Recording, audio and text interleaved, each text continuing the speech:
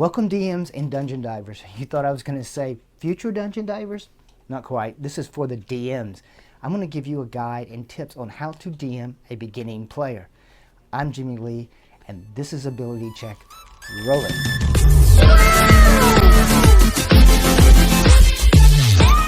Remember, D&D is a game that's put out by Wizards of the Coast. I'm going to give you, because of what's going on, I'm going to give you a guide on how to DM a beginning player online. Because since we're starting to do it online now because of everything that's going on, it's a little different than when you're sitting at a table. So I've come up with 7 steps. So if you can use this, hit that subscribe, like, and that bell so you don't miss anything I'm going to bring to you.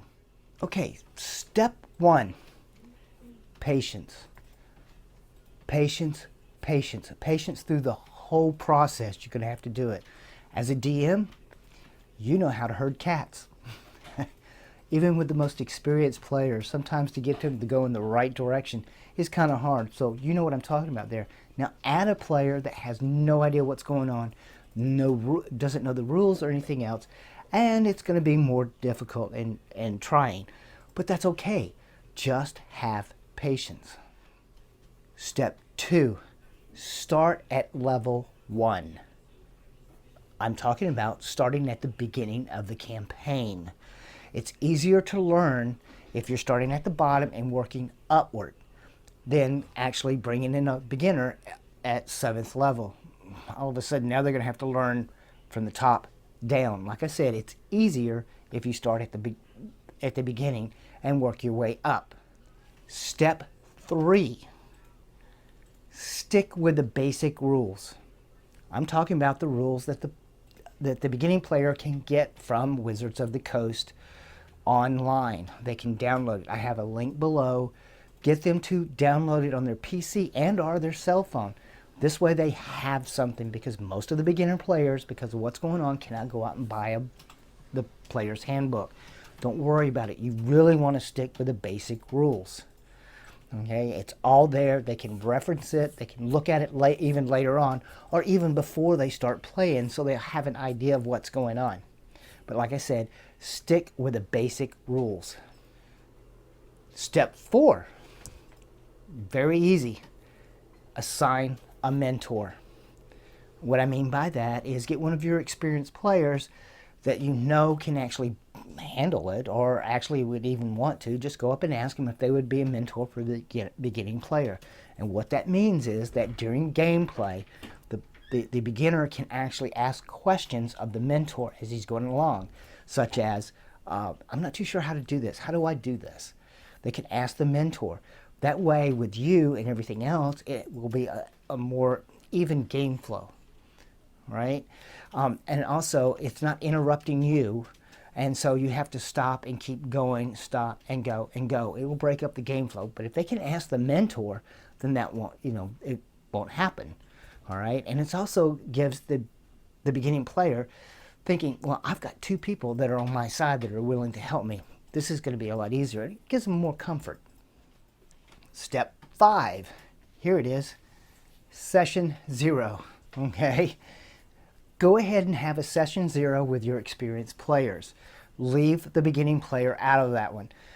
If you're playing at a table, it's so much easier if you bring everybody in, including beginning player, but now that you're doing it online, it's going to be more difficult. It's harder to jump between one and one, and the beginning player is going to actually be quiet, not knowing what's going on. So don't even do that. All right, have a separate session 0 with the beginning player. Invite them in, tell them they're coming in and you're going to help them generate a character. Also bring the mentor in on this. When you invite, like I said, I'm using Roll20, so I would send an invite to him, assign a character sheet, and then I would help him generate. So help them generate the character from the beginning all the way to the end. All right. One thing I'm going to tell you right now: stick with the character classes that are in the basic rules. There's 4: fighter, rogue, cleric, wizard. Just stick with those 4. Matter of fact, my recommendation for a beginning player, especially online and all this, is going to be a fighter. And I'll tell you why. A fighter's up front. He'll be in the very middle of the action all the time. And so he'll always be doing something. While a wizard is always in the back, only has 2 spells that they can use. And hopefully one of them is a defensive spell. And a couple of cantrips. So you see where I'm getting there. They're way in the back, and they're throwing spells, and they're not really up into the action. You know, wizards get more interesting as they rise in level, but you want to keep the beginner engaged. So go with that one. Second one I would recommend probably is a rogue, which is my favorite, but the basic rogue, they're not really they're more of a support character, and they're also heavy skill, so that's a lot of role playing, and they really don't know how to do that. So like I said, go with the fighter. And if you do a fighter, make sure it's a melee one, not a ranged. Like I said, you want to be up front. Another thing too is after you get it all generated, while you go ahead and get an icon for it, get the mentor to walk the player through this, and they can click on in other words, get them to click the buttons, every one of them. Ability checks, skills, saving throws, all that. While he's clicking all that, you can get other things together. And like I said, you can get all the tokens and everything else all together. And after that's all done, then have a mock combat. That's what I said. Mock combat. Pull up a blank grid, throw the mentor and the beginning player on there, and actually have a mock combat. And you can actually go through the way the combat works. And when that's done, they'll be more confident about what's going to happen in the game. Now remember, they're not going to remember everything that you went over, but they'll remember most of it. They'll surprise you. All right? And if there's another question during gameplay, they can always ask the mentor. See what I mean? Step 6, game. Just before the game starts, get all the experienced players together and tell them what's going on, that you're actually bringing a beginner player in. Also tell them that the beginner player has a mentor and who the mentor is, and that's the person that needs to answer the questions for the beginning player. Nothing's more frustrating when you have 5 people telling you how to do something and you can't understand what's going on, and you get 5 different reactions. All right, it's really frustrating, and it's not very fun. So get them to understand this. Also, number 2, tell them no rolling the dice unless it's called for. All right. Some of the experienced players like, oh, I want to use this skill, and they roll dice. If they start rolling, no. Get them to role play it. Tell them to role play their skills before they roll the dice, and they only roll the dice when you say, okay, go ahead and roll it. All right. If they're doing this, then that means that the beginning player can see this, and he's going to see how it works. You really want the role player. The beginning player to role play, and the only way he's going to do that is he's going to be watching what the other players do. Here's another thing that I use too, is a modified initiative. I'll do 10 plus the dexterity modifier, and I'll have each character walking down, and I have the numbers on it, right? And if 2 players have the same, I'll change it up so they're not the same. What I use that for is that when you're walking into town or you're walking like this, you sit there and you go through it and you go, okay, what are you doing? What are you doing? What are you doing? What are you doing? It just keeps easier track. When you do this, though, it keeps the beginning player from getting lost. All right? What I mean by that is that the other players, well, I'm doing this. They know to speak up and say things, but the beginning player doesn't. And if you keep track of this, like I'm saying, then you can actually encourage the beginning player to actually start speaking up.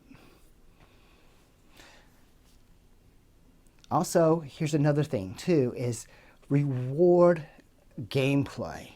I'm talking about especially with the beginning player. Give those inspirations, man. Go for it. You know, give it to them. If they're doing something good, I mean, you might want to tone it down a little bit, you know, not like outstanding, something good, you know. Give them the inspiration. Tell them what it is. Let them play it out. All right? Always let them play it out. And the last part of the gameplay is don't kill the beginning player. I don't care, just don't do it. Nothing's more frustrating. Your character dies within 30 minutes and sitting there for 2.5 hours with nothing to do. I guarantee you, if the beginning player dies, they're not going to come back.